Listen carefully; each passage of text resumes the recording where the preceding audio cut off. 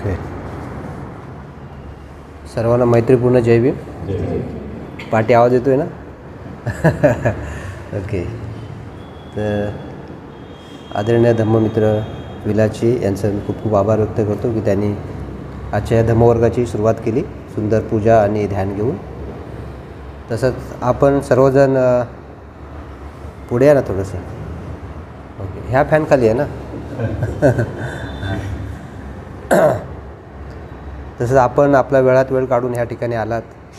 आजच्या शनिवारच्या आपल्या साप्ताहिक धम्मवर्गामध्ये आपलं सर्वांचं स्वागत. तसंच आजची विशेष उपस्थिती आमचे परममित्र साळवे साहेब आहेत. ते त्यांच्या कामानिमित्त आले आणि ते थांबले. त्याच्यावर मला खूप आनंद वाटतो आहे की ते आजच्या शिबिरामध्ये आलेले आहे. तर त्यांचाही खूप आम्ही आभार व्यक्त करतो, त्यांचं स्वागत करतो. तर साप्ताहिक वर्ग नाही का, आपण येतो ना आवाज? येतो आहे. हां. तर साप्ताहिक वर्ग आपल्या सर्वांना फार महत्त्वाचा आहे नाही का. साप्ताहिक वर्गाच्या माध्यमातून आपण सर्वजण एकत्र येतो. आठवड्यातले इतर दिवस आपण काय करतो, मित्रवर्गामध्ये असतो, JFR वर्गामध्ये असतो, धम्मचारी ऑर्डरसाठी एकत्र येतात. तर आपण जसे विखुरलेलं असतो विविध वर्गाच्या माध्यमातून. पण शनिवारचा वर्ग काय करतो, आपल्याला सर्वांना एकत्र आणतो आणि जणू काही सर्वांना एकत्र आणण्याचं एक माध्यम आहे. म्हणून शनिवारचा वर्ग फार महत्त्वाचा आहे. माझं थोडंसं दुर्भाग्य आहे की मला येत नाही, कारण माझं थोडं काम असतं. पण बोलो आज आपण थोडा वेळ दिला पाहिजे नाही का. मंगळवारच्या चर्चा चालली होती, नवीन विषयाला सुरुवात करूया. जसं आपण एकच विषय अगोदर संपवला आहे, महामंगल सूक्ताचा, आणि त्या गाथांवर खूप चांगला आपण अभ्यास केला. तर ह्यावेळेस पण ठरलं की आता आपण कुठेतरी नवीन अभ्यास घेतला पाहिजे. आणि तो अभ्यास म्हणजे काय की बाबासाहेबांची धम्मक्रांती हा विषय ठरला. आणि मग त्याच्यावर प्रवचन कोण देणार, त्याची प्रस्तावना कोण करणार, याची चर्चा झाली. तर बोललो चला प्रस्तावने पण मी बोलतो असं बोललो. आणि त्याच्यानिमित्त काय झालं, मला पण तयारी करायला हे भेटलं नाही का. एक नवीन विषय आहे आणि त्या नवीन विषयाची जेव्हा आपण जबाबदारी घेतो बोलण्याची, त्यावेळेस मग आपला अभ्यास पण करायला लागतो. आणि हे विषय आपण ऑलरेडी आम्ही अभ्यासलेले आहेत नाही का. हे विषय अभ्यासलेले आहेत, ऐकलेले आहेत. अनेक जाणकार धम्मचाऱ्यांकडून त्यांचं विवेचन त्यांनी अभ्यास घेतलेला आहे. त्याच्यामुळे हा परिचयाचा विषय आहे. पण कधी कधी कालांतराने काय होतात, काही विषय असे अडगळीत जातात, असं होतं नाही का. आणि आपण नवीन नवीन विषय ऐकत असतो, पुढचा आपला अभ्यास अडवतो. आणि कधी कधी जे काही आपले जुने अभ्यास आहेत ते कुठे पाठी जातात, अडगळीत पडल्यासारखे होतात. पण जणू ह्या जनरल क्लासच्या निमित्ताने काय होतं आहे, पुन्हा आपल्याला पाहण्यासाठी नाही का, नजरेखालून घालण्यासाठी एक संधी मिळते. तर बोललं ह्या संधीचा फायदा आपण घ्यावा नाही का. जेणेकरून हा फार महत्त्वाचा विषय आहे बाबासाहेबांची धम्मक्रांती. कारण बाबासाहेबांच्या धम्मक्रांतीचाच परिणाम म्हणून आपण आज आहोत नाही का. किंवा आपलं जीवन आहे, किंवा आपल्या जीवनामध्ये काही बदल आलेले आहेत नाही का. किंवा जो काय आपण आनंद उपभोगतो आहे नाही का, ज्या सोयी सवलती घेतो आहे, तो बाबासाहेबांच्या धम्मक्रांतीचाच परिणाम आहे नाही का. एक माणूस म्हणून आपण जे जीवन जगत आहोत, तो सर्व परिणाम कसला आहे, बाबासाहेबांच्या धम्मक्रांतीचा आहे. आणि म्हणून ही बाबासाहेबांची धम्मक्रांती आहे, ते पुन्हा पुन्हा समजून घेणं फार महत्त्वाचं आहे, जाणून घेणं फार महत्त्वाचं आहे. जर आपण ते आपण विसरलो, विस्मरणानंतर गेली, तर आपली गफलत होऊ शकते. आणि बऱ्याचदा आपण पाहतो की असंच घडलेलं आहे की बाबासाहेबांची धम्मक्रांती ही लोक विसरत चाललेली आहेत नाही का. आणि लोक खाओ प्याव मजा करो किंवा उत्सव जयंत्यांमध्येच मग्न झालेले आहेत. आणि हे बाबासाहेबांचं जे कार्य आहे ते त्यांनी शेवटाला हाती घेतलं होतं नाही का, ते कुठेतरी पाठी पडते असं दिसतं आपल्याला. आणि म्हणून हा जो विषय आहे हा आपण समजून घेणं फार महत्त्वाचं आहे नाही का. आणि मेन म्हणजे आपण हा विषय आपल्या जनरल साप्ताहिक वर्गाच्या माध्यमातून समजून घेत आहोत, ही फार मोठी उपलब्धी आहे. कारण ह्या साप्ताहिक वर्गाच्या माध्यमातून आपण सर्व एकत्र येतो आहे आणि सोबत अशा चांगल्या गहन अशा विषयावर आपण काय करतो आहे, ऐकतो आहे, चर्चा करतो आहे नाही का. आणि समजून घेण्याचा प्रयत्न करतो आहे. म्हणजे एक प्रकारे कसं आहे की आपल्याला डबल संधी आहे. एक तर आपण सर्व एकत्र येतो आहे नाही का, आठवड्यातून सर्वजण एकत्र येतो आहे, पुन्हा एकत्र ध्यान करतो आहे, पूजा करतो आहे आणि चांगल्या गोष्टी ऐकतो आहे नाही का. तर ही साप्ताहिक वर्गाच्या माध्यमातून घडणारी एक खूप चांगली गोष्ट आहे नाही का. आणि आपल्या ज्ञानामध्ये पण भर पडते. किंवा जे विस्मरणाने गेले आपले विषय आहेत ते काय होतात, पुन्हा आपल्याला ऐकायला भेटतात नाही का. आणि बऱ्याचदा कसं माहिती आहे का, आपण संघामध्ये आपल्याला एक फायदा होतो. बऱ्याचदा आपण काय पुस्तक समजा वाचायला नाही भेटली तरी आपण काय करतो, अशा वर्गाच्या माध्यमातून आपल्याला ऐकायला भेटतं नाही का. अभ्यास कोणतरी वेगळा माणूस करू देतो पण ऐकायला आपल्याला भेटतं. म्हणजे आपला वेळ काय वाचतो. म्हणून काय केलं, वर्गाला आलं पाहिजे नाही का, असा फायदा होतो. म्हणून मला नेहमी ना लोकांचं ऐकायला आवडतं. मला व्यक्तिगत लोकांचं ऐकायला आवडतं. कारण का, कारण आपल्याला रेडीमेड भेटतं नाही का, काही गोष्टी रेडीमेड भेटतात, म्हणजे कधी कधी आपल्याला वेळ भेटत नाही वाचायला नाही का. आणि माझं असंच झालं आहे, मी माझ्या व्यवसायाशी संबंधित किंवा माझ्या कामासंबंधित मी खूप वाचन करतो, ऐकत असतो, पण कधी कधी थोडंसं बाबासाहेबांच्या वाचनापासून मी थोडंसं दूर गेल्यासारखं वाटतं. आणि जणू मला एक प्रेरणा हवी होती, म्हणून मी थोडंसं बोललो ह्या संधीचा आपण फायदा घेऊया, जेणेकरून आपण बाबासाहेबांच्या पण संपर्कात जाऊ, त्यांच्या कामाच्या किंवा त्यांनी जे काही साहित्य लिहिलेलं आहे नाही का, किंवा त्यांच्या जीवनाच्या संपर्कात जाऊ, किंवा त्यांच्या दृष्टीशी आपण किंवा त्यांच्या विचारांच्या संपर्कात जाऊ ह्या प्रवचनाच्या माध्यमातून किंवा ह्या अभ्यासाच्या माध्यमातून. तर मला त्याचा दुहेरी फायदा झाला. आणि मी काही दिवसापासून एक पुस्तकाच्या वाचनामध्ये होतो. तर बाबाचं हे जे आपण प्रवचन मालिका आपली चालणार आहे डॉक्टर आंबेडकरांची धम्मक्रांती, तर हे पुस्तक आहे बघा, उर्गेन संघरक्षितांची धम्मदेशना. ठीक आहे, तर ह्या पुस्तकामध्ये त्याचं तुम्हाला ते प्रवचन भेटेल त्याच्यामध्ये. ठीक आहे, तर हे पुस्तक बरेच दिवस माझ्याकडे होतं आणि समोरच असायचं, पण मी ते वाचायचो नाही. पण नेमकं ह्या वर्गाच्या माध्यमातून बोलू सर एक चांगली संधी आली. आणि त्याच्या अगोदर मी एक पुस्तक वाचत होतो, ते होतं माझ्या शरणगमनाचा इतिहास, उर्गेन संघर्षितांचं. ठीक आहे, आणि पुन्हा हा विषयाचा अभ्यास करताना मी अजून एका पुस्तकाच्या संपर्कात आलो रेफरन्ससाठी, ते म्हणजे बाबासाहेब आणि बौद्ध धर्म. हे पण उर्गेन संघर्षांनी लिहिलेलं आहे. कारण हे सगळी जी तिन्ही पुस्तकं आहेत तर ही धम्मक्रांतीशी संबंधित आहेत नाही का. जी धम्मक्रांती उर्गेन संघर्षितांनी केली त्याचा इतिहास नाही का त्यांनी ह्या पुस्तकात लिहिलेला आहे. त्यांच्या जीवनामध्ये झालेले बदल किंवा त्यांच्या जीवनामध्ये धम्म शिकत असताना, धम्म आचरण करत असताना जे काय अडचणी नाही का, ज्या समस्या आल्या त्याच्यावरती कसे वरती उठले नाही का, त्यांनी वाचन कसं केलं, लेखन कसं वेगवेगळ्या गुरूंना कसं शोधलं नाही का, आणि विरुद्ध गुरूंच्या माध्यमातून त्यांनी धम्म कसा समजून घेतला. म्हणजे धम्मक्रांतीचा हा जो खडतर प्रवास आहे त्या प्रवासाचं हे सगळं ह्याच्यामध्ये त्यांनी स्वतःविषयी लिहिलेलं आहे. आणि उर्गेन संघर्षितांनी बाबासाहेबांचं शरणगमन किंवा त्यांची धम्मक्रांती ह्या पुस्तकात लिहिले, बाबासाहेब आणि बौद्ध धर्म. ठीक आहे, तर हे फार महत्त्वाचं आहे. आणि हे माझ्या लक्षात आलं की ही तिन्ही पुस्तकं फार महत्त्वाची आहेत, कारण हे एकमेकांमध्ये गुंफलेली आहेत नाही का. आणि ह्याच्यातून शरणगमन किंवा धम्मक्रांती आपल्याला स्पष्ट व्हायला मदत मिळते नाही का. आपण एकाच पुस्तकावर किंवा एका प्रवचनावर विसंबून राहू शकत नाही. तर त्याचा उगम कुठं आहे हे आपल्याला कळणं गरजेचं आहे. म्हणून आपण नेहमी रेफरन्स पुस्तकं वाचली पाहिजेत नाही का. ते संबंधित पुस्तकं वाचली तर विषय समजायला सोपं जातं आपल्याला. पण आता कधी कधी आपलं सर्वसामान्य लोकांना तेवढं जमणं कठीण असतं नाही का, अभ्यास करणं एवढा हाय, तेच आपलं सुरू केलेलं पुस्तकं संपत नाही, तर आपण रेफरन्स कुठं शोधणार नाही का. तेवढा अभ्यास करण्याची आपल्याला सवय पण नाही किंवा तेवढी साधन पण उपलब्ध नाही किंवा वेळ पण नाही, काही असेल, किंवा आपल्याला एवढी आवड पण नाही का. पण काय हरकत नाही, जरूर नाही की आपण हे सगळा एवढा गहन अभ्यास केला पाहिजे. पण आपल्याला आवड असेल, वेळ असेल तर करायला काय हरकत नाही का. आणि त्याच्यातून खूप प्रेरणा पण भेटते. आणि आपण पाहतो की आता कसं आहे, बाबासाहेबांच्या जयंतीचा आहे नाही का पिरियड आहे, 14 तारखेपासून जे कार्यक्रमाची मालिका चाललेली आहे, तर विविध वक्त्यांचे किंवा विचारवंतांचे, धम्मचारांचे आपल्याला प्रवचनं किंवा भाषणं ऐकायला भेटतात. आणि आपण त्या माध्यमातून बाबासाहेबांच्या संपर्कात जातो किंवा बाबासाहेबांच्या चळवळीच्या संपर्कात जातो नाही का. तर हे विद्वान लोक आहेत, विचारवंत लोक आहेत, त्यांना ऐकणं गरजेचं आहे. आणि ही जी प्रवचनाची मालिका सुरू होते 14 तारखेपासून ते अगदी बुद्ध जयंतीपर्यंत चालते नाही का. आपण संयुक्त जयंती उत्सव चालू असतात.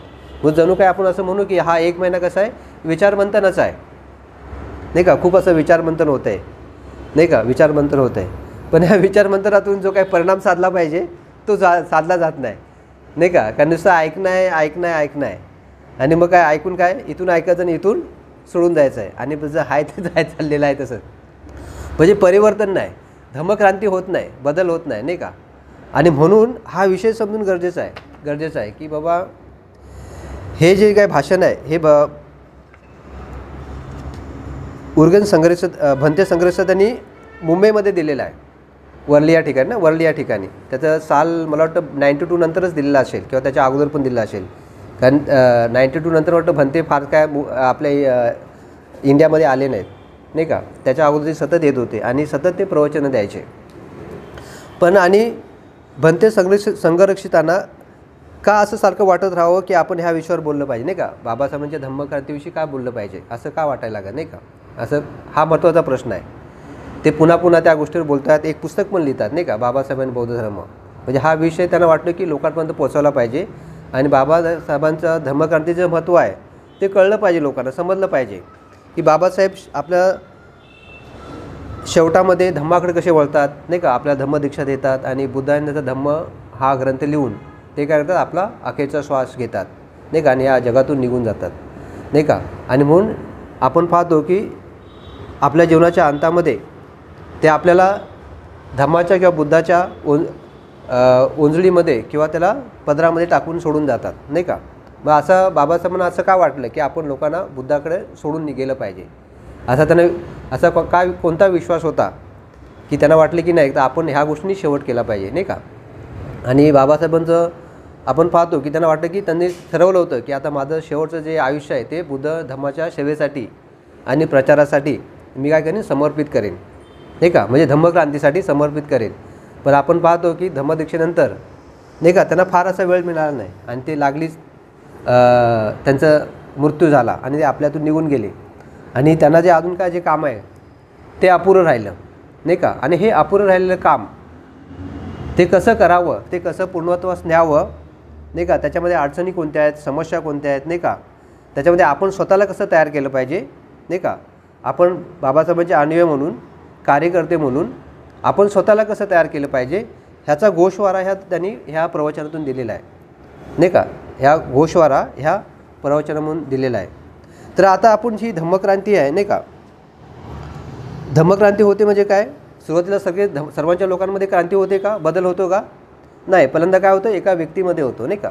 जसं सिद्धार्थ गौतमामध्ये धम्मक्रांती झाली, नाही का, त्याच्या मनामध्ये धम्माचं बीज बोललं गेलं किंवा ते बुद्ध झाले, शुद्ध झाले, परिशुद्ध झाले, नाही का. पहिल्यांदा एक व्यक्ती बनतो, एका व्यक्तीच्या जीवनामध्ये बदल घडून येतो आणि तो परिपूर्ण बदल असतो, नाही का, परिपूर्ण बदल असतो. आणि मग तो व्यक्ती काय करतो, इतरांच्या जीवनामध्ये बदलासाठी झटत असतो, प्रयत्न करत असतो, नाही का. आणि आपल्याला माहिती आहे की बुद्धाचं जीवन, मग त्यांनी दिलेली प्रवचनं, मग अगदी राजकारणी लोक, राजे लोक, नाही का, अगदी भंगी लोक, डाकू, सगळे बुद्धाच्या काय संघामध्ये आश्रयाला आले आणि त्यांनी पण आपल्या जीवनामध्ये बदल केलेला आहे, नाही का, बदल केलेला आहे. तर काय, एका व्यक्तीच्या जीवनामध्ये धम्मक्रांती होते आणि नंतर तो व्यक्ती काय होतो, इतरांच्या जीवनामध्ये धम्मक्रांतीच्या माध्यमातून, धम्माच्या माध्यमातून बदल करतो, नाही का, परिवर्तन करतो. क्रांती होणे म्हणजे काय, परिवर्तन होणे, नाही का, परिवर्तन होते, नाही का, होत्याचं नव्हतं होऊन जातं, नाही का. आपण पाहतो की अंगुलीमालाच्या मनामध्ये धम्मक्रांती झाली आणि मग तो कायला सज्जन बनला. तसं तुमच्या आमच्या मनामध्ये पण काही अंशी धम्मक्रांती झाली आणि आपण बघतो आपलं होत्याचं नव्हतं झालं, नाही का, आपल्या जीवनामध्ये परिवर्तन झालं, बदल झाला, नाही का, हे आपण पाहतो. तसंच उर्गेन संघर्षांच्या जीवनामध्ये पण धम्मक्रांती झाली, नाही का. त्यांनी एका पुस्तकाच्या संपर्कात आली आणि त्यांना लक्षात आलं की मी बौद्ध आहे आणि नंतर मग त्यांची ती वाटचाल सुरू झाली धम्म अभ्यासाची, नाही का. धम्म अभ्यास, धम्म जाणून घेणं, मग सामनेर होणं, भिक्षू होणं, प्रवास करणं, अनेक पुस्तकांचं अध्ययन करणं, अनेक पुस्तकं लिखाण करणं, अनेक गुरूंच्या संपर्कात जाणं आणि धम्म सखोलतेने जाणून घेणं, नाही का. हे काय, हा प्रवास सुरू होतो. तर हा कसा धम्मक्रांती आहे, बदल होतो. आणि ही जी लोकं आहेत त्यांची काही पाठी बघत नाही. मग एकदा का त्यांच्यामध्ये बदल झाला की ते पुन्हा पाठी बघत नाही, झपाटल्यासारखे असतात, नाही का, झपाटलेल्यासारखे असतात. आणि आपण पाहतो की मग बुद्ध असो, सम्राट अशोक असो किंवा उर्गेन संघर्ष असो, सत्यनारायणजी गोरेंका असो किंवा दलाई लामा असो, हे कसं सतत धम्मप्रचारामध्ये व्यस्त असतात, नाही का. सतत जिथे जाईल तिथे धर्म काय लोकांना सांगत असतात आणि त्याने पाहतो की त्यांच्या आवरामध्ये किंवा त्यांच्यामुळे अनेक लोकांच्या जीवनामध्ये परिवर्तन झालेलं आहे. तसंच आपण बाबासाहेबांच्या जीवनामध्ये धम्मक्रांती कशी झाली हे आपलं समजून घेणं फार गरजेचं आहे, नाही का. आपण हे पाहत असताना की बाबा ही धम्मक्रांती कशी होते किंवा धम्माच्या संपर्कात माणूस कसा येतो आणि त्याचं जीवन कसं आमूलाग्र परिवर्तन कसं होतं हे समजून घेणं फार महत्त्वाचं आहे. की आपण पाहतो की बाबासाहेब जेव्हा मॅट्रिक परीक्षा पास होतात तेव्हा त्यांना एक पुस्तक देण्यात आलं, बरोबर ना, आहे ना. ICSE पास झाले होते, त्यांचा सत्कार होतो, नाही का. सीताराम भोले भंडारी समाजाचे नेते असतात, त्यांच्या हस्ते काय होते, त्यांचा सत्कार होतो. आणि त्यावेळेस कृष्णाजी केळुस्कर हे कुणबी समाजातले एक लेखक असतात. त्यांनी लिहिलेले बुद्धचरित्र बाबासाहेबांना ते भेट दिलं जातं. आता हे कृष्णाजी अर्जुन केळुस्कर यांना काही लोक कुणबी समाजातले म्हणतात, पण भंतेनी ह्याच्यामध्ये ब्राह्मण समाजातले लिहिले आहे या पुस्तकामध्ये. तर ते कुणबी आहेत की ब्राह्मण आहेत त्याशी काही आपला संबंध नाही, त्याच्यात आपण पडायचं नाही, ठीक आहे. तर त्यावेळेस बाबासाहेबांना ते बुद्धचरित्र मिळतं, भेट देतात ते. आणि बाबासाहेब माहिती आहे की त्यांना पुस्तक वाचण्याची खूप आवड होती आणि मग ते काय ते नेऊन ठेवत नाही, नाही का. आपण काय तो पुस्तक खरेदी करतो आणि काय करतो, कपाटात ठेवतो आणि जसं लास्ट टाईम सांगितलं ना, कुठल्याही धम्मचार्याने सांगितलं की आणि पुस्तक कुठं ठेवतो माहिती आहे, आपण एकदम वरती ठेवतो. आपल्या पुस्तकाची कपाटं वरती असतात आणि मग काय होतं, आपला हात पण पोचत नाही. हात न पोचल्यामुळे काढत पण नाही आणि आपण वाचत पण नाही, नाही का. त्यामुळे पुस्तकं जवळ ठेवली पाहिजेत. आता मी काय करतो, पुस्तकं एकदमच जवळ ठेवतो, टेबलावरच ठेवतो. 8-10 पुस्तकं माझ्या टेबलावर असतात, नाही का. म्हणजे शोधायला नको किंवा माझ्या पुस्तकाचं पण माझ्या जवळच असतं, जेणेकरून आपल्याला वाचायला सोपं जातं, नाही का. डोकं निदान आपलं वाटतं चला एखादं काढावं, एखादं पान वाचावं, ते पुस्तकं जवळ ठेवली पाहिजेत. पण बाबासाहेब आपल्यापेक्षा वेगळे होते. पुस्तक पडलं तर काय होतं, लगेच त्याच्या फडशा पाडून टाकायचे, लगेच वाचून टाकायचे, नाही का. थांबायचे नाही. त्यांना कोणी थांबू शकत होतं पुस्तक वाचण्यापासून, नाही का. हे माहिती आहे आपल्याला बाबासाहेब वाचन. तर त्यामध्ये त्यावेळेस बाबासाहेब मॅट्रिकमध्ये 16 वर्षाचे असते, नाही का. 16-17 वर्षाचे असतील आणि त्यांना वाचनाची खूप आवड होती. तेव्हापासूनच त्यांनी इमिडिएट वाचून टाकलं. आणि बाबासाहेबांनी त्या पुस्तकाविषयी लिहिलं आहे. कुठे लिहिलं आहे तर जेव्हा बाबासाहेबांनी बुद्धांचा धम्म लिहिला त्यावेळेस त्याची प्रस्तावना लिहिण्यात आली. त्यांनी स्वतः ती प्रस्तावना लिहिली, नाही का. आणि नानक चंदू रक्तू करून त्याच्यामध्ये करेक्शन करून घेतले. पण जो बुद्धांचा धम्म जो आला, सुरुवात त्याची फर्स्ट प्रिंट आली, त्यावेळेस बाबासाहेबांची जी मूळ प्रस्तावना आहे ती लिहिली गेली नाही त्याच्यामध्ये, नाही का. तर ती बदललेली आहे. ती खरी प्रस्तावना नाही जी बाबासाहेबांनी लिहिलेली. हां, तर ही गोष्ट आपल्याला समजून घेणं गरजेचं आहे. मी जे आहे वाचलं, ऐकलं तेव्हा मला शॉक बसला. म्हणजे हे बाबासाहेबांची मूळ प्रस्तावना त्याच्यामध्ये नाही. आणि त्या मूळ प्रस्तावनामध्ये बाबासाहेबांनी मी बुद्ध धर्माकडे कसा वळलो, कसा आलो, हे त्याच्याविषयी सांगितलेलं आहे. तर ते ह्या पुस्तकाचा काय करतात, त्याच्यामध्ये उल्लेख करतात की बाबा ह्या पुस्तकाच्या माध्यमातून मी बुद्धाच्या संपर्कात आलो. मग ते बाबासाहेबांच्याच ह्याच्यामध्ये आपण ऐकू की बाबासाहेब काय म्हणतात. की बाबासाहेब बोलतात की मी ज्यावेळेस हे पुस्तक वाचले तेव्हा मी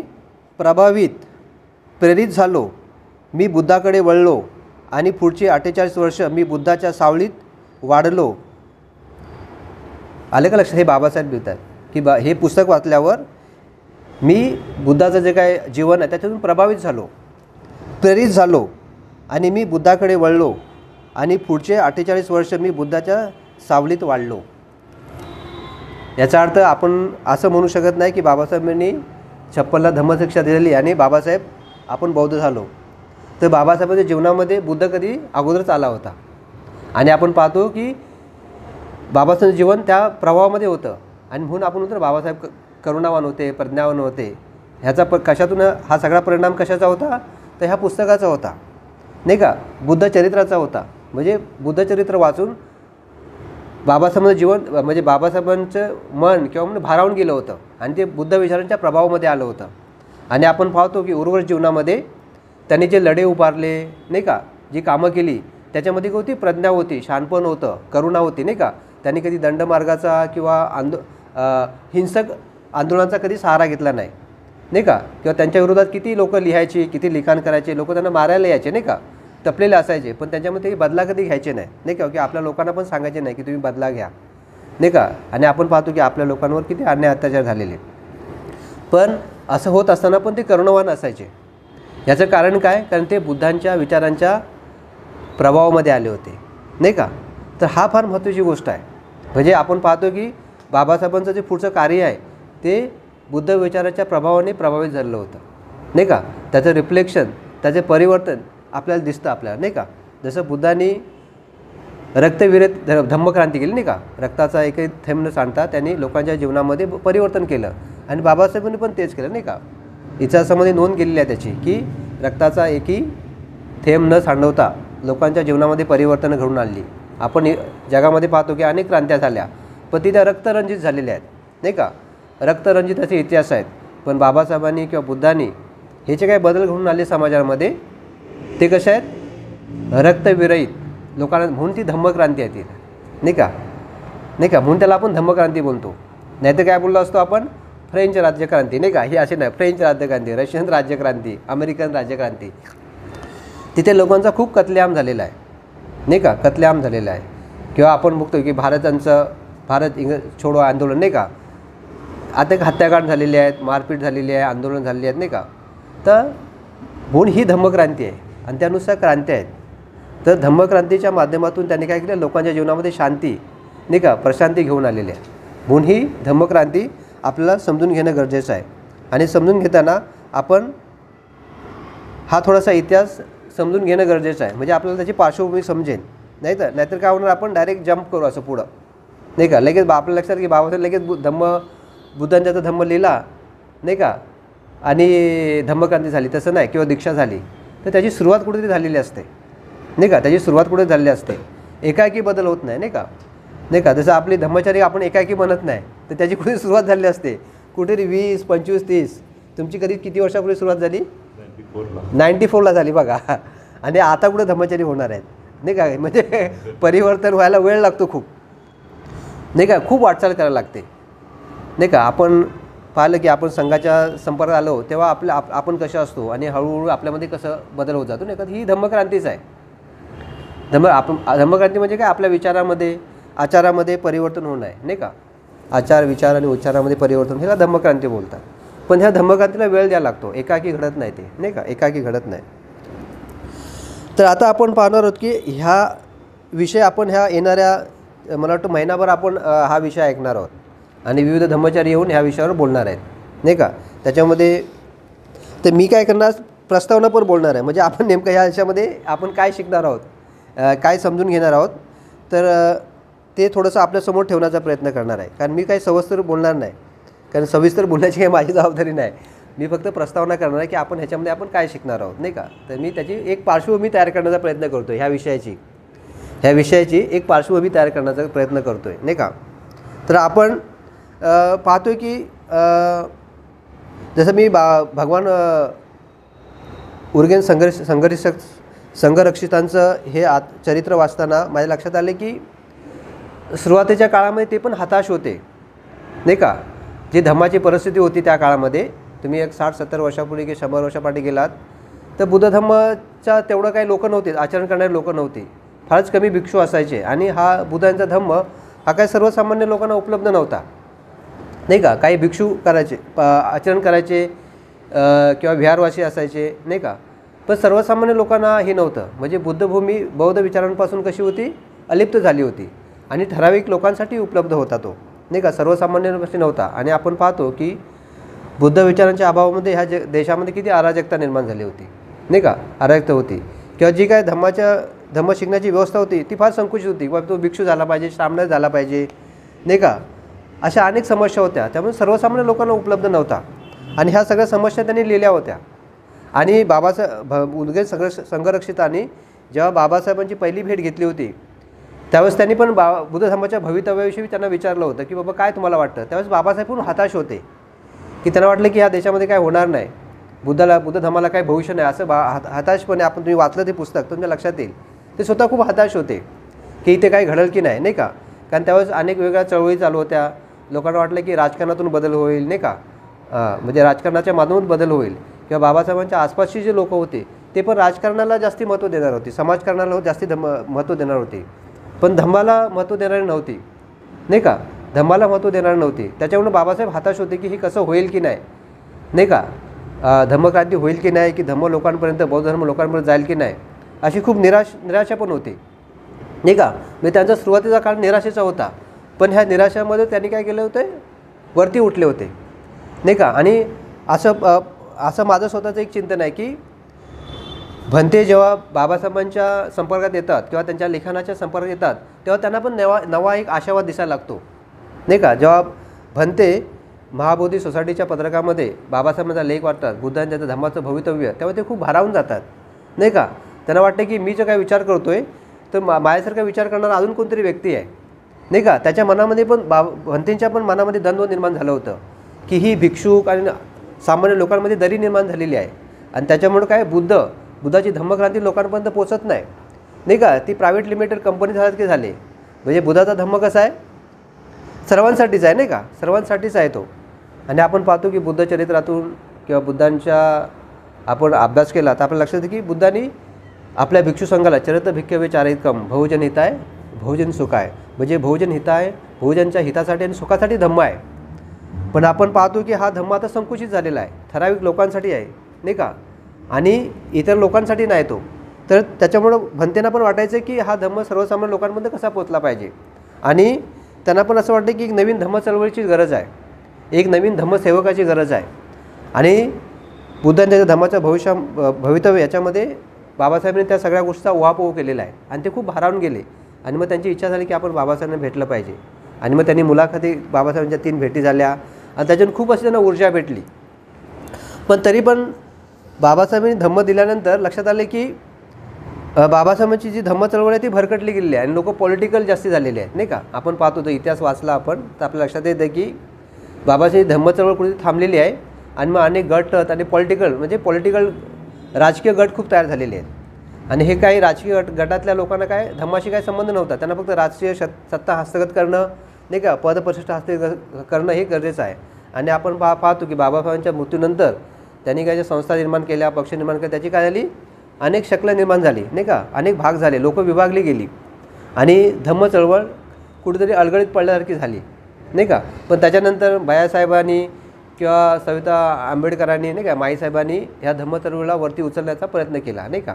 पण त्यांचे जे प्रयत्न होते ते फार तोटके होते, कारण बाबासाहेबांना जे अभिप्रेत आहे ते काही सगळं झालं नाही, नाही का. ते जे व्हायला पाहिजे ते झालं नाही. बाबासाहेबांनी एक नवीन धम्म सेवकाची, धम्म प्रचाराची त्यांनी काय केली, संकल्पना राबवली होती. पण आपण पाहतो की ज्या काही बाबासाहेब निर्माण केलेल्या संस्था आहेत, धार्मिक संस्था, त्याच्यातून काय होतं आहे, एक प्रॉपर जो धम्मप्रचारक तयार होत नाही, तर ते पुरोहित तयार झाल्यासारखे झालं आहे, नाही का. पूजा वंदना घेणारे पुरोहित तयारसारखे झाले आहेत. त्यांना पूजा वंदना व्यक्त बाकी काय नाही, त्यांचं सखोल आचरण नसतं किंवा सखोल अभ्यास नसतो. त्याच्यामुळे कधी तो कार्यकर्ता कसा अर्धवट असतो. किंवा काही विचारक पण तयार झाले, नाही का. विचारक खूप आहेत आपल्या समाजामध्ये, पण त्याच्यामध्ये आचरणाचा अभाव असतो. ते नुसते काय असतात, पुस्तकी ज्ञानी असतात, नाही का, विचार एकदम मांडत असतात, पण त्याला आचरणाची बैठक नसते, त्याला ध्यानाची बैठक नसते.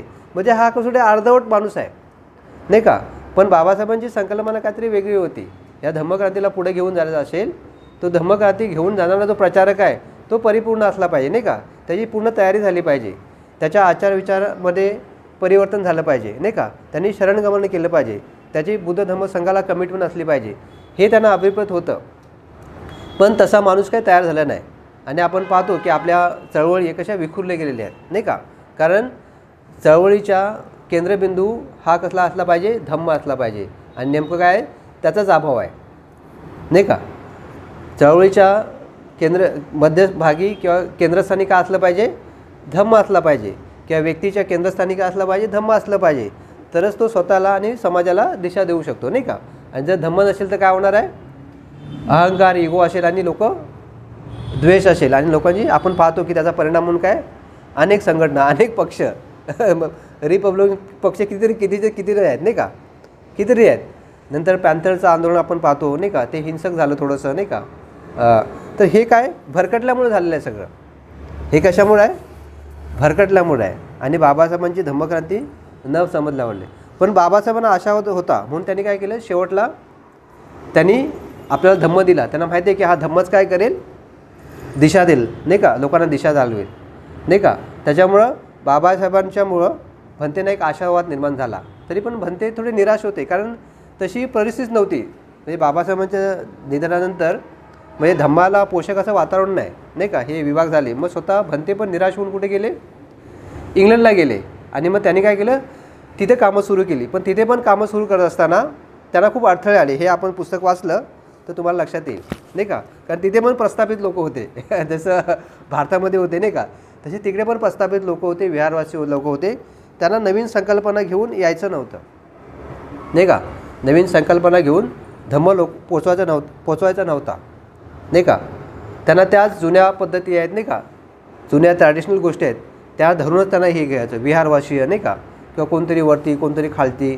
तर ह्या सगळ्या गोष्टी बाबासाहेबांना पण अभिप्रेत नव्हत्या, आवडत नव्हत्या, नाही का. आणि इव्हन बाबासाहेब स्वतः म्हणतात ना की आजचा तो भिक्षू संघ आहे तो धम्म प्रचारापासून कसा कुचकामी ठरलेला आहे, नाही का, कुचकामी ठरला असं ते लिहितात.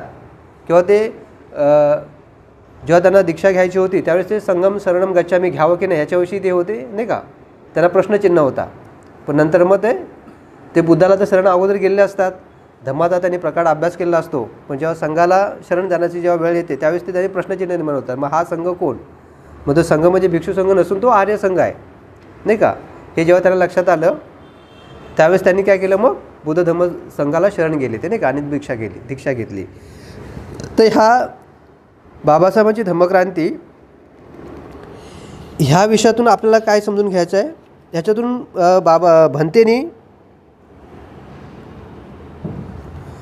काही प्रश्न उपस्थित केलेले आहेत, नाही का. तर हे पुस्तक वाचताना माझ्या पण मनामध्ये काहीतरी नेहमी काही प्रश्न निर्माण झाले की बाबा हे आपण ह्या विषयाची चर्चा काय करायची, नाही का. उगाच आपला वर्ग आहे म्हणून चर्चा करायची असंच आहे का, नाही का. काहीतरी उद्देश आहे की नाही. म्हणजे आपण धम्ममित्र, धम्मचारी, नाही का, धम्मसहाय्यक, नाही का, आपण बौद्ध अनुयायी, नाही का, बाबासाहेबांचे अनुयायी आहोत. तर आपण बाबासाहेबांचे अनुयायी असताना आपली काही जिम्मेदारी पण आहे, नाही का. आपली जिम्मेदारी काय की हा जो वारसा आहे तो आपला पुढे घेऊन जायचा आहे, नाही का. म्हणजे आपल्या जीवनामध्ये परिवर्तन करून आपण इतरांच्या जीवनामध्ये काहीतरी परिवर्तन घडवून आणायचं आहे, नाही का. आणि ते परिवर्तन घडवून असताना बाबासाहेबांची धम्मक्रांतीचं जे काय सामाजिक, नाही का, सामाजिक जे महत्त्व आहे, नाही का, समाज जीवनामध्ये महत्त्व आहे ते समजून घेणं गरजेचं आहे, नाही का. कारण नुसता हा अभ्यास करायचा नाही, त्याला शनिवारच्या वर्गात काही बोलायचं नाही. तर त्याचा काहीतरी पर्पज आहे, नाही का, त्याचा काहीतरी उद्देश आहे. तर आपण नेमका याची चर्चा काय करावी, नाही का. आपण एक बौद्ध या नात्याने या विषयाची चर्चा करणं आपल्याला आवश्यक आहे का, हे असे काही प्रश्न आपल्याला उपस्थित झाले पाहिजेत आपल्या मनामध्ये. हा विषय आपण का समजून घ्यावा. हा जर विषय आपण समजून घेतला तर आपल्या व्यक्तिगत जीवनामध्ये, आपल्या सामाजिक जीवनामध्ये, आपल्या आध्यात्मिक जीवनामध्ये काही परिवर्तन घडून येईल का, हे असे काही मुद्दे माझ्या मनामध्ये निर्माण झाले. तर हे काही माझे प्रश्न माझ्या निर्माण झाले की आपण हा विषय आपण नेमकं कशासाठी समजून घ्यायचा, नाही का.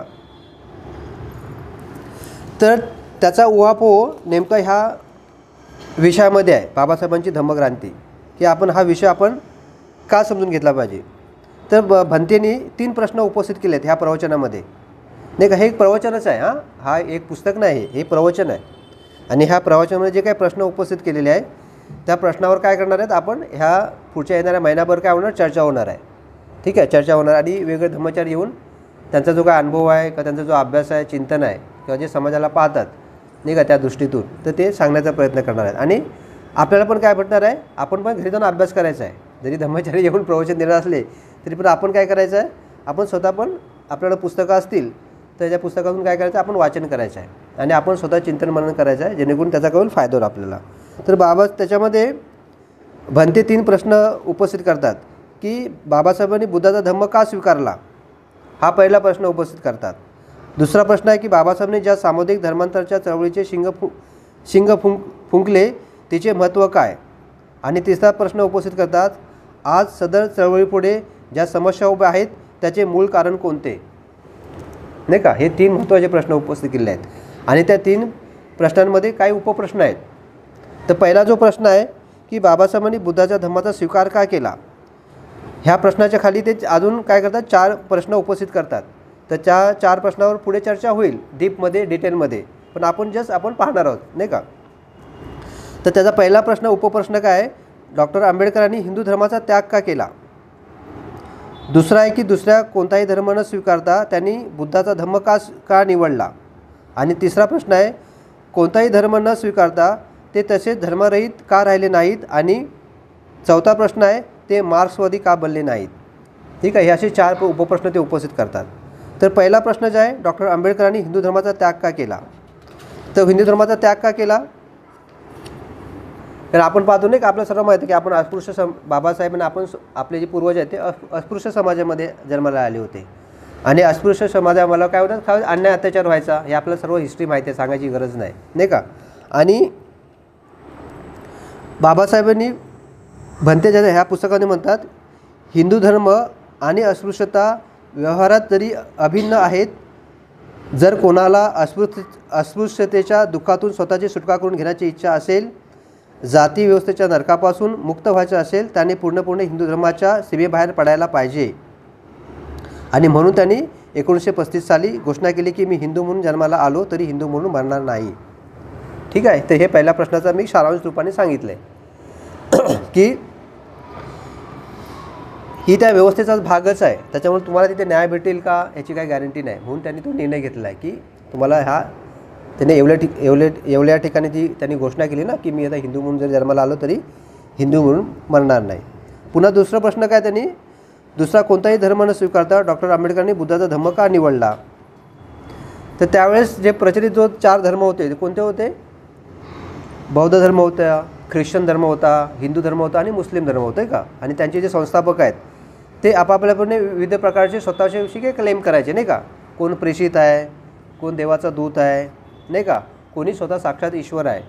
पण बाबासाहेब काय, बुद्ध काय म्हणतात की मानवच आहे आणि मी स्वप्रयत्नाने काय केलेलं आहे, बुद्धत्व प्राप्त केलेलं आहे. आणि म्हणून बाबासाहेब काय करत आहेत, बुद्ध या धर्माची निवड करत आहेत नाही का. त्याच्यावर अजून डिटेलमध्ये आपल्याला ऐकायला भेटेल. पण एक सारांश रूपाने सांगतो की बाबासाहेब बुद्धाकडे का आवडले. तर बाबासाहेब काय म्हणत आहेत की बुद्धाचा धम्म आहे तो काय करतो, आपण जे काही शिकवितो ते आपल्या स्वतःच्या प्रज्ञेवर व माणूस म्हणून आपणास आलेल्या अनुभवावर आधारलेले आहे. म्हणून बुद्धिसंगत वाटल्यास आणि स्वतःच्या अनुभवाशी जुळणारे आढळून आल्यास इतरांनी त्याचा स्वीकार करावा. इतकेच नव्हे तर बुद्ध याही पुढे गेलेत. त्यांनी आपल्या शिष्यांना सांगितले की त्यांनी आपल्या शिकवण कसोटीस लावून पाहावी. सोन्याची जशी परीक्षा करतो तशी त्यांनी तथागतांची शिकवण तपासावी असे ते म्हणाले नाही का. म्हणजे बुद्ध काय करतात, बुद्ध आपली कुणावर काय करतात, लादत नाही आपल्या शिकवणी. तर बुद्ध काय करतात, स्वतंत्र देतात की बाबा तुम्ही तावून सुलाकून पहा हे तुमच्या उपयोगाचं आहे की नाही. आणि ही गोष्ट काय करते, बाबासाहेबांना आकर्षित करते. आणि बाबासाहेब काय करतात, बुद्ध धर्माकडे आकर्षित होतात किंवा स्वतः बुद्ध धर्माची दीक्षा घेतात आणि इतरांना देतात. तर हे काही जे महत्त्वाचे आहेत, खुलासेवार लोक अजून चर्चा होईल, पण काही गोष्टी मी मधल्या सांगतो. आणि बाबासाहेब बुद्ध धर्माची निवड काय करतात की धम्म हा सदाचारावर आधारलेला आहे. कशावर आलेला आहे, सदाचारावर. आणि हिंदू धर्म कशावर आहे, तो वर्णाच्या आणि जातीच्या कर्तव्य बजावण्यावर अवलंबून आहे नाही का. प्रत्येक जातीची काय वर्णाची कर्तव्य आहेत, तर तिथे सदाचरण नाही का. तर हा जो मूलभूत फरक आहे हे बाबासाहेब हे भंते सांगण्याचा प्रयत्न करतात की बाबासाहेब कसे आकर्षित झाले. त्याच्यानंतर तिसरा प्रश्न आहे की कोणताही धर्म न स्वीकारता डॉक्टर आंबेडकर तसेच धर्मरहित का राहिले नाहीत नाही का, हा एक प्रश्न उपस्थित करतात. पण आपण पाहतो की बाबासाहेब कसे आहेत, खूप धार्मिक वृत्तीचे होते. आणि बाबासाहेब पुढे म्हणतात, बाबासाहेबांना व्यक्तिशः धर्माची गरज का असे वाटते, तर समाजाला सुसंघटित ठेवण्यासाठी सदाचाराच्या रूपात धम्माची गरज आहे असे त्यांना वाटे. म्हणजे समाजाला संघटित ठेवण्यासाठी, एकत्र ठेवण्यासाठी सदाचाराच्या रूपात धम्माची गरज आहे. समाजाला एकत्र ठेवण्यासाठी असलेले कायद्याचे बंधन किंवा बळाचे बंधन अपुरे पडते. म्हणून सदाचरणाच्या बंधनाची आवश्यकता असते नाही का. सदाचार म्हणजे काय, स्वतःला संयमित ठेवणं नाही का. पोलीस बल किंवा कायदा कोणासाठी असतो, उपद्रवी लोकांसाठी असतो नाही का. चांगल्या सदाचारी माणूसाठी नसतो. सदाचारी माणूस जातो का कोर्ट कचऱ्यामध्ये, पोलीस चौकीमध्ये जातो का, नाही. तो गुंडे असतात, मावळे असतात, बदमाश असतात, त्यासाठी कायदा असतो. पण बाकीचे जे लोक आहेत त्यांच्यासाठी काय, सदाचरण, नीतिमत्तेचं आचरण, धम्म हे काय, त्याच्यामुळे समाज कसा चांगला राहतो. आणि म्हणून धम्माची गरज आहे नाही का, धम्माची गरज आहे. आपण पाहतो की धम्माच्या अभावाने काय होते, जिकडे तिकडे काय आहे सध्या आपण पाहतो ना, धर्माच्या नावाने हत्या होतात नाही का. 2 समाज एकत्र होतात, दंगली होतात. कारण काय, तिथे धम्माचं अधिष्ठान नाही. म्हणजे बाबासाहेब किंवा बुद्ध म्हणतात ते किती आपण हे बोलतो ना महत्त्वाचं आहे, लक्षात आलं पाहिजे नाही का. म्हणून सदाचरण धम्म फार महत्त्वाचा आहे. आणि बुद्धाचा धम्म कसा आहे, हा विज्ञानवादी आहे, की विज्ञानसंगत आहे आणि बुद्धिसंगत आहे. तो स्वातंत्र्य, समता आणि बंधुत्व या मूलभूत तत्वांचा अंगीकार करतो. म्हणून ते बुद्धाच्या धम्माकडे आकर्षित होतात नाही का. आणि ते धर्मरहित राहत नाही. त्याच्यानंतर चौथा प्रश्न की बाबासाहेब मार्क्सवादी का बनले नाहीत नाही का. मार्क्सवादी म्हणजे कम्युनिझम नाही का. कम्युनिझम म्हणजे काय, तिथे धर्म वगैरे ह्या गोष्टी नाही महत्त्वाच्या नाही. तिथे माणूस महत्त्वाचा आहे. आणि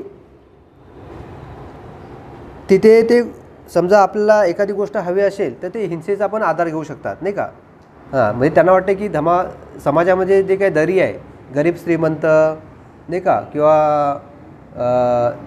जातपात आहे नाही का, उच्च नीच आहे, हे जर घालवायचं असेल तर गरज पडली तिथं बलाचा पण वापर केला जाईल नाही का. ज्यांच्याकडे धन आहे ते काय चोरून इतरांना पण देऊ शकतो, आपण ओढून घेऊ शकतो नाही का. तर अशा गोष्टीचा तिथे अंतर्भाव आहे मार्क्सवादी विचारधारेमध्ये. म्हणून तिथे पण बुद्धाचा मार्ग कसा आहे, अहिंसेचा आहे, मन परिवर्तनाचा आहे, सदाचरणाचा आहे, मैत्रीचा आहे. आणि ह्या गोष्टीवर हा मूलभूत फरक आहे. बाबासाहेब बोलतात की बुद्ध तत्त्वज्ञानामध्ये आणि मार्क्सच्या तत्त्वज्ञानामध्ये हा मूलभूत फरक आहे. आणि म्हणून बाबासाहेब काय करतात, मार्क्सवादापासून स्वतःला दूर ठेवतात आणि बुद्धाकडे आकर्षित होतात. ठीक आहे, त्याची खुलेशावर आपल्याला माहिती आपल्याला येईल. पुन्हा दुसरा प्रश्न काय उपस्थित झालेला आहे, भंतेने केला आहे की बाबासाहेबांनी ज्या सामुदायिक धर्मांतराच्या चळवळीचे शिंग फुकले तिचे महत्त्व काय, की बाबा ही धर्मांतराची जी चळवळ सुरू केली त्यांनी, हिंदू धर्म सोडून लोकांना बौद्ध धर्मामध्ये परिवर्तन करण्याचा, ह्याचा लोकांना ॲक्च्युली काय फायदा होणार आहे ह्याचा, नाही का, ह्याचं महत्त्व काय, म्हणजे लोकांच्या जीवनामध्ये काय नेमकं बदल होईल. तर त्याच्याने भंते बोलतात की खास करून डॉक्टर आंबेडकरांच्या अनुयायांच्या बाबतीत या सामुदायिक धर्मांच्या चळवळीचं महत्त्व काय. तर आपण पाहतो की धर्मांतराच्या चळवळीमुळे काय झालं आहे, आपले जे पूर्वज आहेत ते हिंदू धर्मातून बाहेर आल्यामुळे आपण बौद्ध म्हणल्यामुळे काय झालं आहे, आपल्यावर परिवर्तन झालं आहे की नाही, नाही का. आपण त्यावेळेचा इतिहास वाचला तेव्हा आपली लोकं कुठे गावकुसाबाहेर असायची, नाही का. त्यांना खाण्यास पर्याप्त अन्न नसायचं, शिक्षणाचे अधिकार नव्हते, नाही का. कपडे घालण्याचे पण अधिकार नव्हते, पायात चप्पल घालण्याचे पण अधिकार नव्हते, नाही का. पण आपण आता पाहतो आपण कुठे असतो, आपण आज शहरामध्ये आहोत, आपण शिक्षण घेत आहोत, शिक्षण घेत आहोत, नाही का. म्हणजे आपल्याला आता कोणी अडवू शकत नाही, नाही का. कारण कायद्याने आपल्याला काय संरक्षण भेटलेलं आहे, किंवा हा धर्म परिवर्तन केल्यामुळं आपल्याला स्वातंत्र्य, समता आणि बंधुतेचा आपण काय फायदा घेत आहोत ना, उपभोग घेत आहोत. तर हा त्याचा परिणाम आहे. म्हणजे बाबासाहेबांची धर्मांतराची चळवळ उभी केली त्याचा हा परिणाम आहे, नाही का. आणि आपण पाहतो की त्याच्यामुळं काय आलं आहे की इतर जे लोक आहेत, नाही का, त्यांच्या पण दृष्टिकोनामध्ये बदल झाला की नाही. जे बौद्ध इतर लोक आहेत, हिंदू लोक आहेत, त्यांच्या पण मध्ये काय परिवर्तन झालं. आता आपण पाहतो की आपण जातो, उठतो, बसतो, नाही का. आपले मित्र इतर लोक असतात तर ते आपला आदर करतात, सन्मान करतात, आपल्या घरी येतात, नाही का. आपण त्याच्या घरी जातो, नाही का. तो हा काय आला आहे, एक काय म्हणतात सद्भावनेचा भाग, एक सद्भावना निर्माण झाली ह्या धर्मांतराच्या चळवळीमुळे. मग ह्याचे बाबासाहेबांच्या धर्मांतराच्या चळवळीचे आपल्या व्यक्तिगत जीवनावर जो परिणाम झाला आहे तसंच मनावर पण झालेला आहे, नाही का. समाज मनाचं जरी परिपूर्ण झाला नसेल, 100% झाला नसेल तरी पण परिणाम झालेला आहे, नाही का. हे आपण पाहतच आहोत, नाही का, पाहतच आहोत. आणि बौद्ध धर्माच्या दृष्टीने ह्या चळवळीचा काय परिणाम झालेला आहे, नाही का. तर आता आपण पाहतो की जगामध्ये आता काय झालं आहे, अनेक लोक बौद्ध धर्माचा स्वीकार करत आहेत, नाही का. आपण पाहतो की भारतामध्ये पण अनेक लोक, अनेक जाती, समाज आता बुद्धाकडे आकर्षित होत चाललेले आहेत, नाही का. गोएंका गुढीच्या माध्यमातून किंवा आपल्या त्रिरत्न बौद्ध महासंघाच्या माध्यमातून किंवा गोएंका दलाई लामाच्या माध्यमातून किंवा अशा अनेक धर्मप्रचारक आहेत, नाही का. आणि उर्गेन संघर्षांनी ही जी काही चळवळ सुरू केली तर इंग्लंडमध्ये पण सर्वात मोठी चळवळ आहे आपली त्रिरत्न बौद्ध महासंघ, आणि त्या माध्यमातून अनेक प्रकारची लोक धम्म चळवळीकडे काय झाले, आकर्षित झालेले आहेत, नाही का. म्हणून आपण पाहतो की जगामध्ये सध्या लोकांना जास्ती आकृष्ट करणारा धर्म कोणता आहे, तर बौद्ध धर्म आहे. कारण तो कसा आहे, विज्ञानवादी आहे, नाही का, विज्ञानवादी आहे, नाही का. तो बुद्धिसंगत आहे, त्याच्यामुळे काय लोक खूप आकर्षित होतात. आणि बुद्ध धर्म कोणाला आकर्षित करतो, बुद्धिवंतांना आकर्षित करतो, नाही का. बुद्धिवंतांना किंवा जे विज्ञानवादी आहेत अशा लोकांना आकर्षित करतो. आणि म्हणून बुद्ध धर्माचा फार मोठा बोलबाला आहे जगामध्ये, नाही का. अनेक लोक आकर्षित होतात. बऱ्याचदा आपण पाश्चिमात्य देशामध्ये पाहिलं तर तिथे धर्माविषयी लोक काय आहेत, ही आहेत, त्यांना धर्म ही गोष्ट आवडत नाही, नाही का, नाही का. जरी आपण पाहतो की बाहेर जरी ख्रिश्चन लोक असले तरी आता बरेचसे लोक आहेत त्यांना धर्म आवडत नाही. म्हणजे धर्म म्हणजे काय, एक प्रकार अडचणीचं वाटतं. धर्म म्हणजे काय, एक अडचणीची गोष्ट वाटतं. पण बाबासाहेबांनी जो धर्म दिलेला आहे तो कसा आहे, परिवर्तनाचा आहे, मनाच्या परिवर्तनाचा आहे, शुद्धतेचा आहे, नाही का. तो कर्मकांड आहे. ते कर्मकांडामुळे काय होतं, शिक्षित लोक काय करतात, धर्माकडे आकर्षित होत जात नाही. पण बुद्ध धर्मामध्ये कर्मकांड नाही, नाही का. इथं मनपरिवर्तन आहे, मनाची शुद्धता आहे, नाही का. आणि आपली उत्तरोत्तर प्रगती करत जाणं आहे. आणि आपण पाहतो की बुद्ध धर्माच्या आचरणामुळं काय होतं आहे, आपल्या जीवनाची विविध अंग आहेत, नाही का. आपलं सामाजिक अनेक अंग आहे, आपलं शैक्षणिक अंग आहे, नाही का. जी विविध आपले सांस्कृतिक जीवन आहे याच्यामध्ये प्रभावित होतं, नाही का. त्याचा प्रभाव येतो. जसं आपण एक शील घेतो ना, काय शांती, संतुष्टी आणि साधेपणाचे पालन करून मी माझे काय शरीर शुद्ध करतो. तर ह्याचा संबंध कशाशी आहे, आपल्या अर्थकारणाशी आहे, नाही का. आपण भरमसाठ खर्च करत असतो तर काय आपण कंगाल होणार नाही का, कंगाल होणार.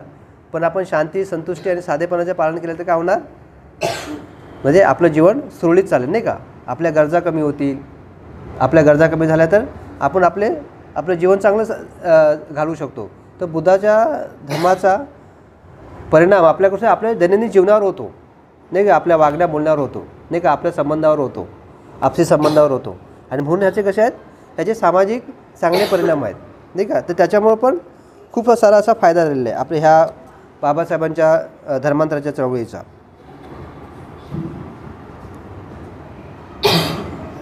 म्हणून भंते म्हणतात की बाबासाहेबांची ही बौद्ध चळवळ न होता तर ही धम्मक्रांती आहे, नाही का. क्रांती म्हणजे काय, बदल, नाही का, ही बदल आहे असं भंते म्हणतात.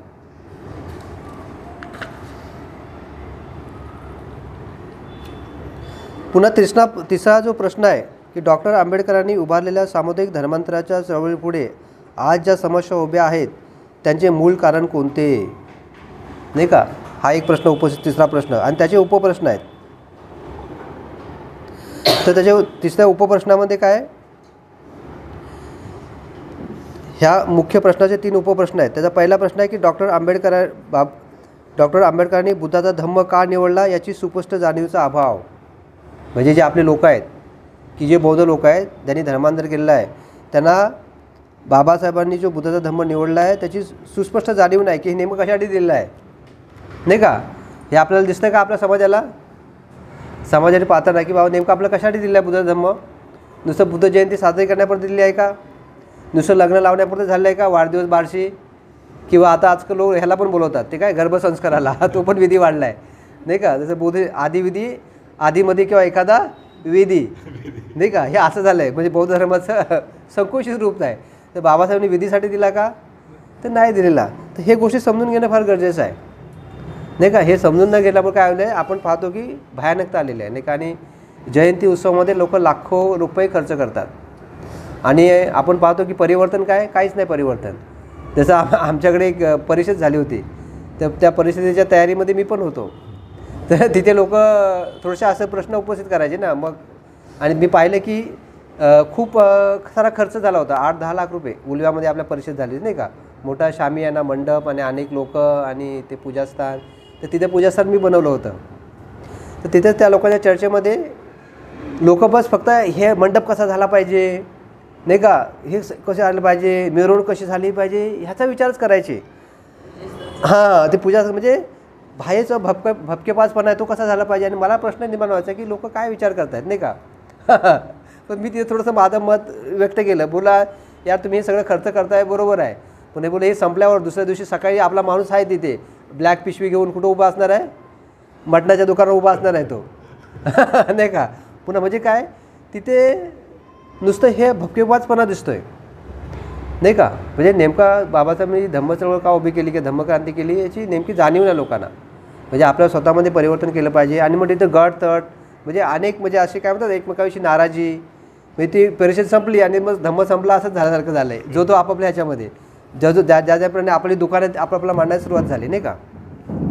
आपली दुकानं मांडायला सुरुवात झाली आणि मग लोकांचं काय, मग तो इकडे नाही तो तिकडे नाही, मग ते बौद्ध महासभान, मग ते हे आणि ते, नाही का. त्याच्यामध्ये पण 2 गट, मग कोण कोणामध्ये नाही.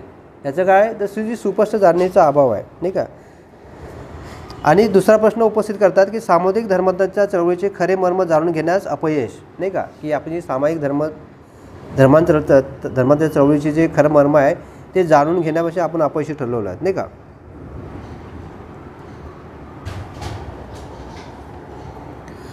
तर हे सामुदायिक म्हणजे काय की जास्तीत जास्त लोकांपर्यंत काय झालं पाहिजे, आपली हा बुद्धाचा विचार पोचला पाहिजे.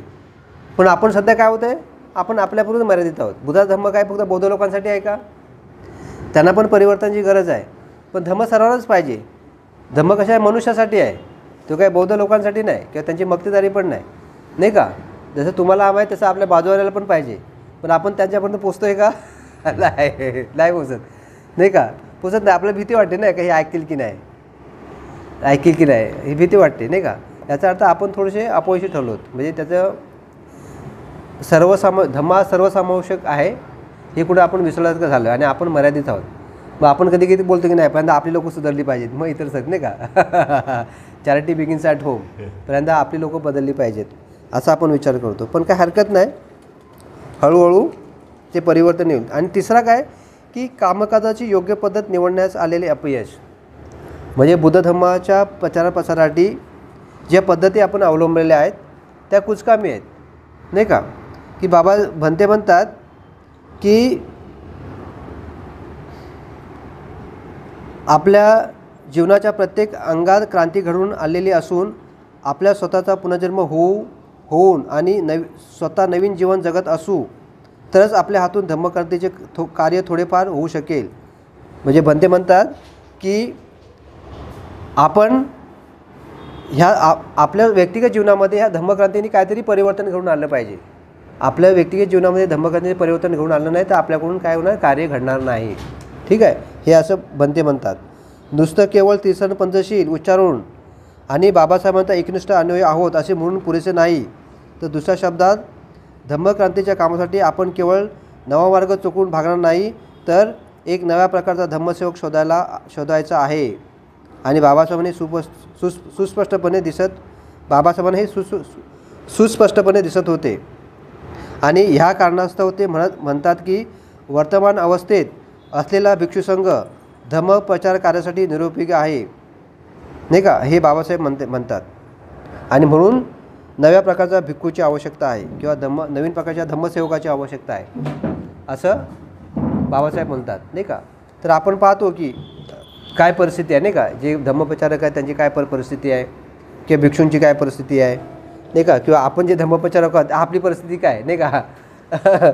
तर भंते म्हणतात की धम्मसेवक कसा असला पाहिजे. भंते म्हणतात की धम्मसेवक कसा असला पाहिजे म्हणजे आपल्या धम्मचारी धम्ममित्रांची फार जबाबदारी आहे, नाही का.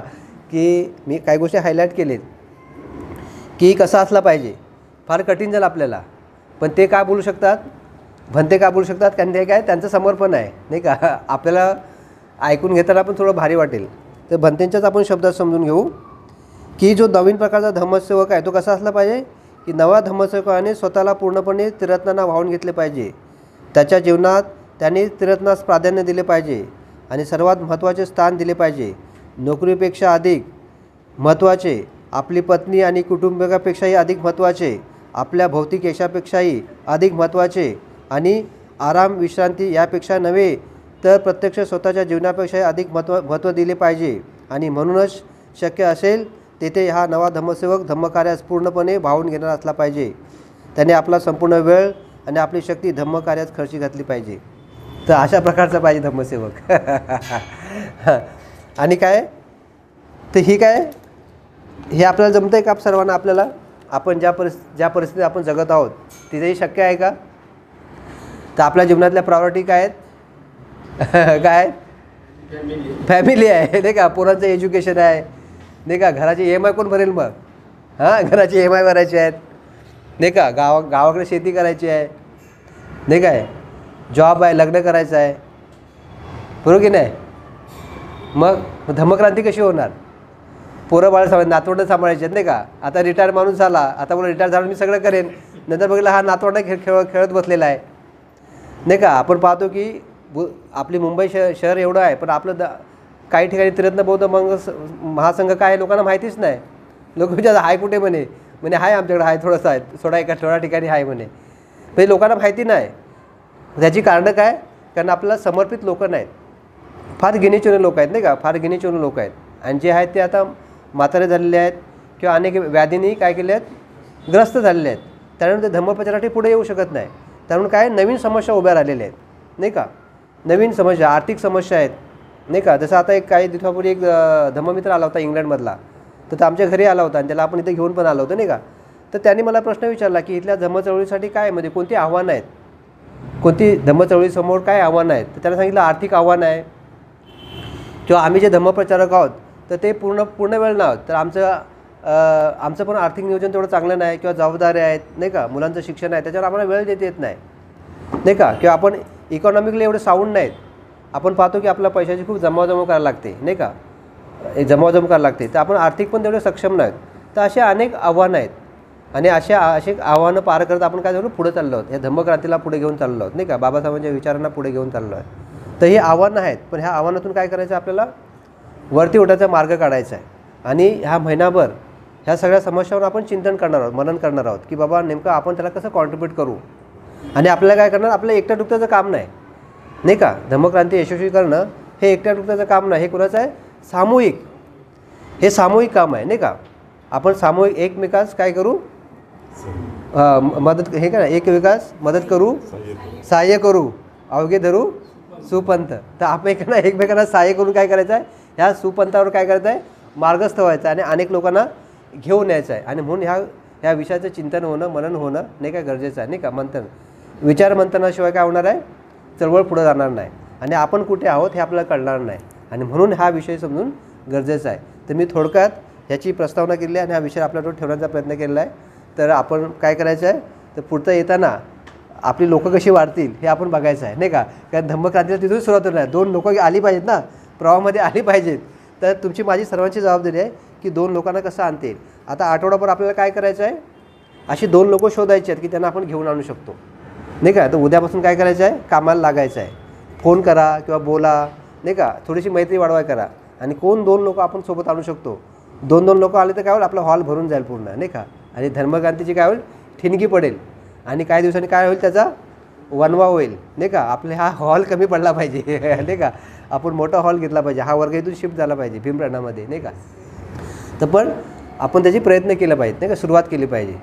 ठीक आहे. तर मला जी काय बोलण्याची ऑर्डरनी संधी दिली आणि तुमच्यासमोर मी हा विषय थोडक्यात ठेवला त्याच्यावर आणि तुम्ही सर्वांनी ऐकलं, त्यावर सर्वांचं खूप खूप आभार. सर्वांना जय भीम आणि थांबतो.